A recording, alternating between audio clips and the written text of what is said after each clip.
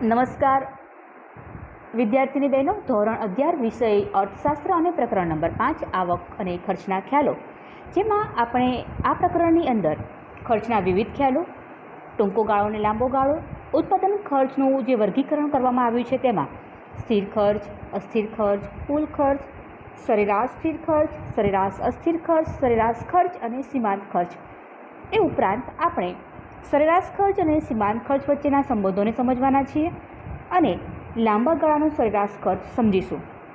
ત્યાર પછી આવકના ખ્યાલો, પૂર્ણ હરીફાઈની અંદર કુલ આવક, સીમાંત આવક અને સરેરાશ આવક, અને અપૂર્ણ હરીફાઈની અંદર પણ આપણે કુલ આવક, સીમાંત આવક અને સરેરાશ આવકને સમજવાના છીએ. તો શરૂઆતની અંદર આપણે ખર્ચના જે વિવિધ ખ્યાલો છે એમાં સૌપ્રથમ વાસ્તવિક ખર્ચને સમજીએ. તો વાસ્તવિક ખર્ચ એટલે ઉત્પાદનના સાધનોને ઉત્પાદનની પ્રક્રિયામાં સામેલ કરવાથી જે માનસિક અને શારીરિક શ્રમ કરવો પડે તેમજ જે કષ્ટ ઉઠાવવું પડે તે એક ઉત્પાદનનું વાસ્તવિક ખર્ચ છે. જેમ કે કારખાનામાં કામ કરતા શ્રમિકો થાક અને કંટાળાનો અનુભવ કરે છે. મૂડીપતિઓ પણ પોતાના વપરાશમાંથી તૃષ્ટિગુણ જતો કરે છે, એટલે કે અગવડ ભોગવીને પણ બચત કરે છે. નિયોજક અનિશ્ચિતતાઓનો સામનો કરે છે અને માનસિક તાણ અનુભવે છે. આ બધું જ ઉત્પાદનનું વાસ્તવિક ખર્ચ કહેવાય.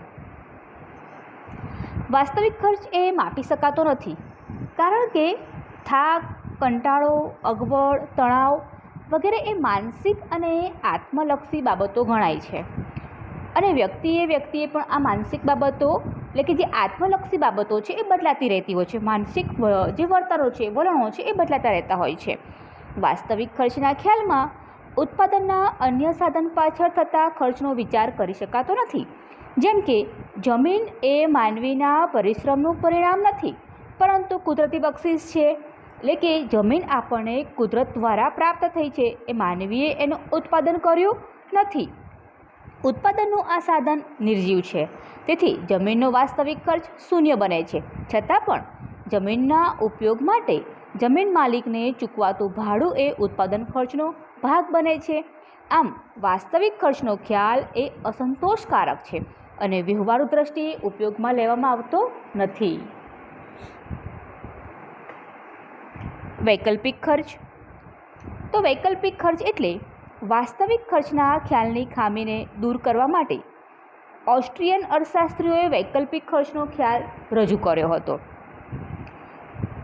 અને એને વ્યવસ્થિત સ્વરૂપમાં જો કોઈ રજૂ કર્યો હોય તો માર્શલે રજૂ કર્યો. એટલે કંઈ તમને બે પ્રશ્ન પૂછાય કે વૈકલ્પિક ખર્ચનો ખ્યાલ કોણે રજૂ કર્યો? તો ઓસ્ટ્રિયન અર્થશાસ્ત્રી. અને એને વ્યવસ્થિત સ્વરૂપમાં રજૂ કરનાર અર્થશાસ્ત્રી કોણ હતા? તો માર્શલ હતા.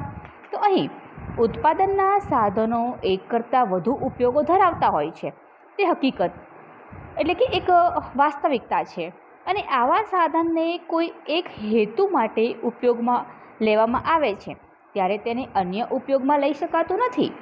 કોઈ એક વસ્તુનું ઉત્પાદન કરવા માટે ઉત્પાદનના સાધનોને જે બીજો કોઈ શ્રેષ્ઠ વિકલ્પ જતો કરવો પડતો હોય તો તે આપેલી વસ્તુનું વૈકલ્પિક ખર્ચ ગણાય. આપણે અહીં એક એક્ઝામ્પલ લઈશું કે જમીનના એક ટુકડાનો ઉપયોગ ઘઉં અને ડાંગર માટે થઈ શકે છે. જો જમીન ઉપર ઘઉંનું ઉત્પાદન કરવામાં આવે એટલે કે ઘઉં ઉત્પન્ન કરવામાં આવે તો તેને 2 લાખ રૂપિયા મળે છે. અને જો તે જ જમીન ઉપર ડાંગરનું ઉત્પાદન કરવામાં આવે તો તેને 3.5 લાખ રૂપિયા મળે છે. ખેડૂત વર્તન તર્કબદ્ધ કરતો હોય છે. લાભની દ્રષ્ટિથી તે વિચારીને ખેડૂત ઘઉંનું ઉત્પાદન જતું કરશે અને જેમાં તેને વધારે રકમ મળે છે તેનું તે ઉત્પાદન કરશે. તો અહીંયા વધારે રકમ તેને ડાંગરના ઉત્પાદનમાં મળે છે, એટલે કે તેને રૂપિયા 3.5 લાખ મળે છે. આમ 3.5 લાખના ડાંગર માટે ખેડૂત 2 લાખના ઘઉંનું ઉત્પાદન જતું કરે છે. અને આ જતું કરેલું ઉત્પાદન એ 3.5 લાખના ડાંગરનું વૈકલ્પિક ખર્ચ બને છે. વૈકલ્પિક ખર્ચના માપનની પણ કેટલીક મુશ્કેલીઓ રજૂ કરવામાં આવી છે.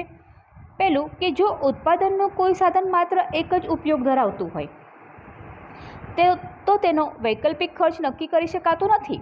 જેમ કે પડતર જમીન પર માત્ર ઘાસ જ ઉગાડી શકાય છે, એની અગેન્સ્ટમાં આપણે બીજું કંઈ જ ઉગાડી શકતા નથી.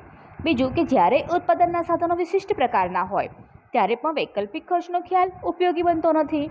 અને આવા વિશિષ્ટ ઉપયોગવાળા સાધનોનો ખર્ચ તેની માંગના આધારે નક્કી થતો હોય છે. જેમ કે કમ્પ્યુટરનો ઉપયોગ વિશિષ્ટ આવડત ધરાવતી વ્યક્તિ જ કરી શકે છે. નાણાકીય ખર્ચ. તો વાસ્તવિક ખર્ચ અને વૈકલ્પિક ખર્ચના ખ્યાલોની અનેક મર્યાદાઓ છે.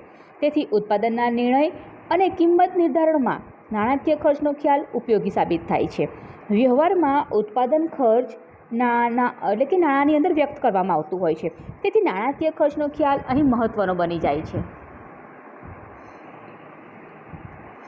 ઉત્પાદન પ્રક્રિયામાં નાણાંના સ્વરૂપમાં વસ્તુના ઉત્પાદન માટે જે ખર્ચાઓ થતા હોય તો તેને આપણે નાણાકીય ખર્ચ કહીએ છીએ. જેમ કે અહીં એક એક્ઝામ્પલ આપવામાં આવેલું છે કે પેન બનાવતી ફેક્ટરીને 1000 એકમ પેનનું ઉત્પાદન કરવા માટે નાણાંના સ્વરૂપમાં જે કુલ 50,000 રૂપિયાનો ખર્ચ થાય છે તો આ 50,000 રૂપિયા એ તેનો નાણાકીય ખર્ચ બને છે. હવે આપણે આગળ સમજવાના છીએ ટૂંકો ગાળો અને લાંબો ગાળો.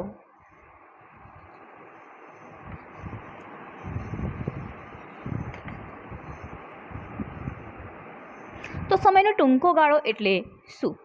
તો સમયનો ટૂંકો ગાળો એટલે કે એક એવો ગાળો કે જે ગાળામાં પેઢીના કદમાં ફેરફાર કરી શકાતો નથી, પરંતુ સ્થાપિત ઉત્પાદન શક્તિનો ઉપયોગ કરીને ઉત્પાદનમાં વધારો કરી શકાય. એટલે કે ટૂંકો ગાળો સમયનો એવો ગાળો કહેવાય કે જે દરમિયાન પેઢીમાં યંત્ર સામગ્રી, કારખાનાનું મકાન, પ્લાન્ટ વગેરે જેવા જે સાધનો છે તેને સ્થિર ધારવામાં આવે છે, એટલે કે સ્થિર હોય છે. ટૂંકા ગાળામાં કાચો માલ, શ્રમિકો, વીજળી વગેરે અસ્થિર સાધનો વધારી કે ઘટાડીને ઉત્પાદનમાં આપણે વધારો કે ઘટાડો કરી શકીએ છીએ. એવી જ રીતના લાંબો ગાળો એટલે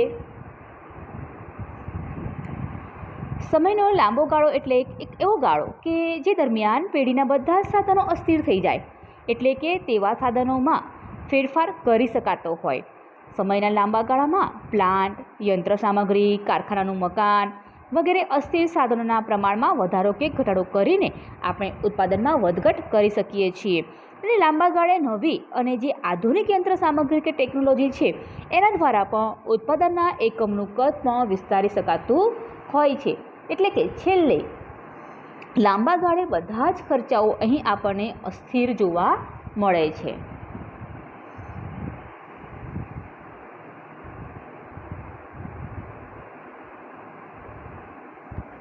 આગળ આપણે સમજવાના છીએ ઉત્પાદન ખર્ચનું વર્ગીકરણ.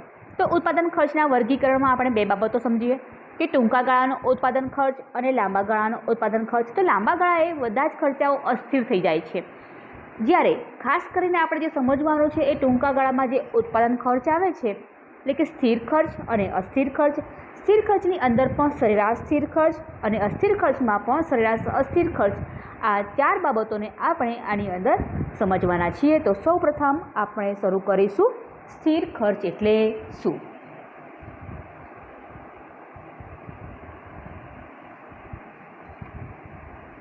તો સ્થિર ખર્ચ એટલે સમયના ટૂંકા ગાળામાં ઉત્પાદનનું પ્રમાણ વધે, ઘટે કે શૂન્ય થાય, પરંતુ ખર્ચમાં કોઈ ફેરફાર થતો ન હોય તો તેવા ખર્ચને સ્થિર ખર્ચ કહેવામાં આવે છે. અને સ્થિર ખર્ચને ઓવરહેડ ખર્ચ પણ કહેવાય છે.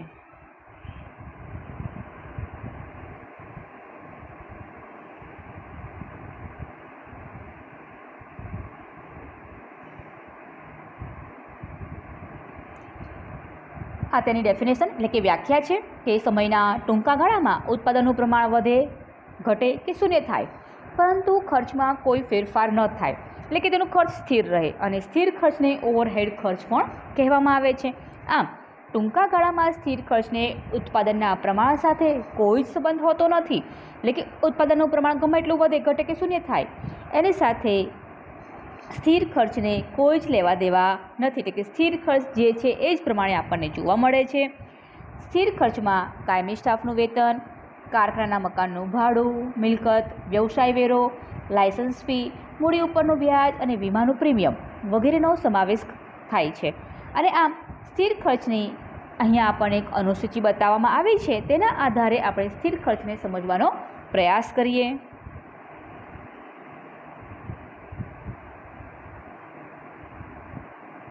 તો તો વિદ્યાર્થીની બહેનો અહીંયા તમે અનુસૂચિને જોઈ શકો છો, કોષ્ટક આપવામાં આવેલું છે, ઉત્પાદનનું પ્રમાણ એકમમાં અને કુલ સ્થિર ખર્ચ આપણને અહીંયા બતાવવામાં આવેલું છે. હવે તમે અહીંયા જોઈ શકો છો કે ઉત્પાદનનું પ્રમાણ 0 છે તો સ્થિર ખર્ચ 100 બતાવવામાં આવેલું છે. ધ્યાન આપજો.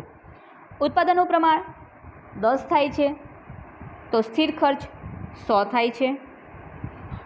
ઉત્પાદનનું પ્રમાણ 20 એકમનું છે તો સ્થિર ખર્ચ 100 છે. ઉત્પાદનનું પ્રમાણ 30 છે તો સ્થિર ખર્ચ 100 છે. ઉત્પાદનનું પ્રમાણ 40 એકમનું થાય છે ત્યારે પણ આપણને સ્થિર ખર્ચ 100 રૂપિયા જોવા મળે છે અને ઉત્પાદનનું પ્રમાણ વધીને જ્યારે 50 થાય છે ત્યારે પણ આપણને સ્થિર ખર્ચ 100 રૂપિયા જોવા મળે છે. તો અહીંયા તમે જોઈ શકો છો કે જે સ્થિર ખર્ચ છે એ ખર્ચની અંદર આપણને કોઈ જ ફેરફાર જોવા મળતો નથી.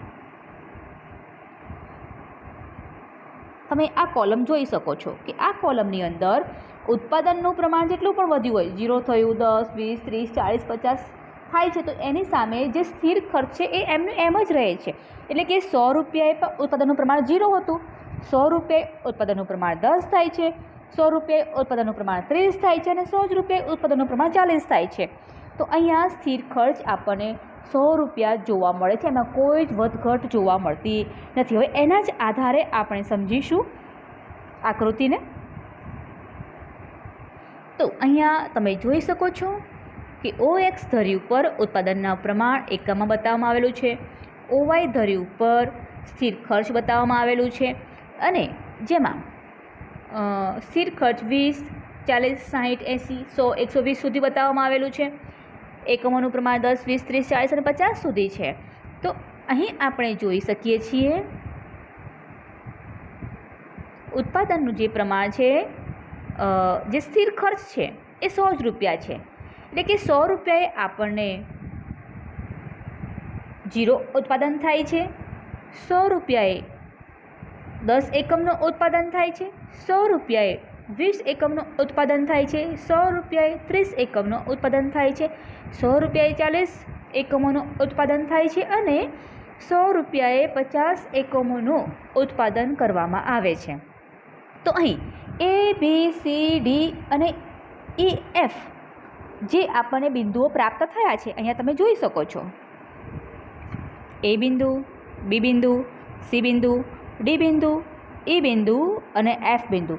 તો ABCD EF બિંદુને જોડતી આપણને જે રેખા પ્રાપ્ત થઈ છે જેને આપણે કુલ સ્થિર ખર્ચની રેખા કહીએ છીએ, એટલે કે ટોટલ ફિક્સ કોસ્ટ જેને કહેવામાં આવે છે.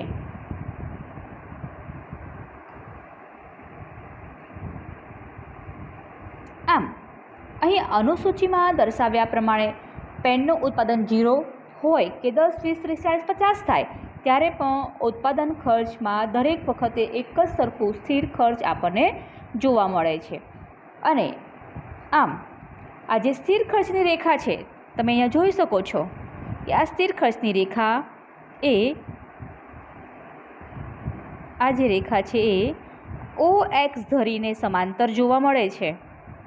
એટલે કે જે OXની જે રેખા છે એની સીધી લાઇનમાં આપણને ઉપરની તરફ આ TFCની રેખા આપણને જે જોવા મળી છે એ OX ધરીને સમાંતર જોવા મળે છે, જેને આપણે સ્થિર ખર્ચની રેખા તરીકે ઓળખીએ છીએ.